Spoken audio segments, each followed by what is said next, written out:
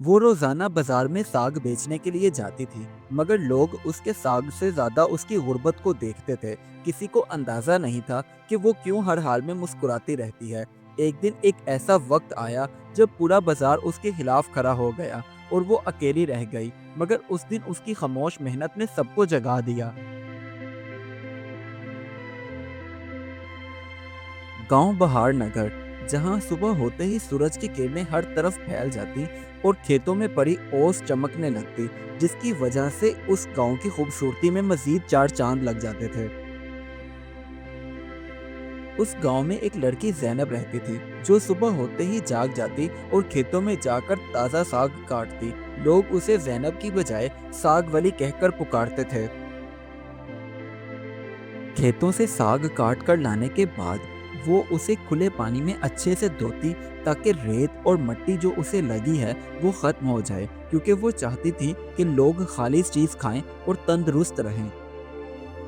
उस घर में जैनब के साथ उसकी दादी भी रहती थी, जिसने उसके माँ बाप के जाने के बाद जैनब को पाल पोस कर बड़ा किया। और अब वो बेचारी खुद बीमार हो गई और चल फिर नहीं सकती थी। बस जैनब ही अब उसका सहारा थी। जैनब रोजाना बाजार में साग बेचने के लिए जाती और गांव के एक कोने में उसने अपना ठेला लगा लिया और नर्म आवाज से कहती, साग ले लो, ताज़ा साग ले लो, आज ही खेतों से तोड़ कर लाई हूँ। लेकिन जैनब जब भी साग बेचने के लिए बाजार पहुंचती तो दूसरे सब्जी फरोश उससे जलने लगते, क्योंकि उसका साग जल्दी बिक जाता और लोग तारीफ भी करते थे, लेकिन उनकी सब्जी अभी पड़ी होती थी। एक दिन कुछ सब्जी फरोश औरतें उसके पास आईं और कहने लगी, तुम जरूर कोई चाल चलती हो, जो तुम्हारा साग इतना साफ होता है और लोग धड़ाधड़ खरीद भी लेते हैं। हमारे पास भी तो साग ही मौजूद है, लेकिन कोई भी नहीं खरीदता।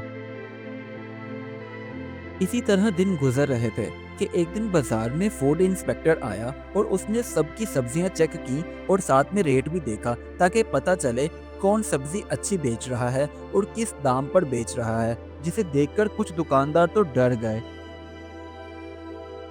अब वो फूड इंस्पेक्टर चलते चलते जैनब के ठेले पर आया तो जैनब बिल्कुल भी ना घबराई और खामोश एक साइड पे खड़ी हो गई। उसने साग की जांच पड़ताल शुरू की तो आस पड़ोस में जितने भी और खड़े थे वो कहने लगे, बस आज इसका राज फाश होके ही रहेगा। उस फूड इंस्पेक्टर ने एक गड्ढी साग की उठाई और उसे गौर से देखा और कहने लगा, वाह, ये तो सबसे साफ और बेहतरीन लग रहा है, तुम्हारा दाम भी मुनासिब है। अब वहाँ जो बाकी लोग खड़े थे उनको लग रहा था कि आज ये पकड़ी जाएगी और इसका सच सामने आएगा, मगर फूड इंस्पेक्टर की बातें सुनकर वो मजीद नाराज हो गए और उन्होंने सोचा कि क्यों ना इसको यहाँ से निकाल ही दें। जब अगला दिन हुआ तो आसमान पर काले बादल छाए हुए थे। अचानक तेज बारिश शुरू हो गई, जिसे देखकर लोग अपनी अपनी दुकानें समेटने लगे। सब्जियों के ठेले भीग रहे थे। हर तरफ अफरा तफरी का आलम था, मगर जैनब ने अपनी फिक्र छोड़ी और दूसरों की सब्जियों को बचाने में उनकी मदद करने लगी। किसी की सब्जियों के ऊपर कपड़ा डालती तो किसी के ऊपर प्लास्टिक का कवर डालने में मसरूफ हो गई। वो लोग जो जैनब से जलते थे, उन्होंने जब जैनब को दूसरों की मदद करते हुए देखा तो शर्मिंदा होने लगे कि हम तो इसको हटाने की बातें कर रहे थे और इसको देखो, ये हमारे लिए ही मददगार साबित हुई है।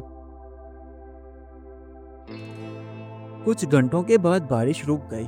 सब लोग अपने अपने कामों में मसरूफ हो गए। नुकसान कम हुआ और जैनब ने भी अपना साग का ठेला दोबारा से लगाया और उसे बेचने लगी।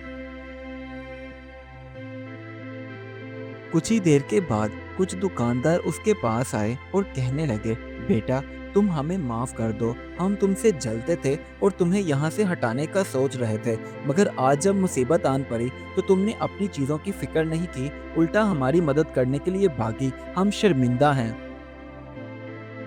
उस दिन के बाद गांव के बाजार में जैनब की इज्जत मजीद बढ़ गई। अब गांव के लोग उससे सिर्फ साग खरीदने के लिए नहीं आते थे, बल्कि उसके खलूस को देखकर उसके पास आते और उससे सीखते।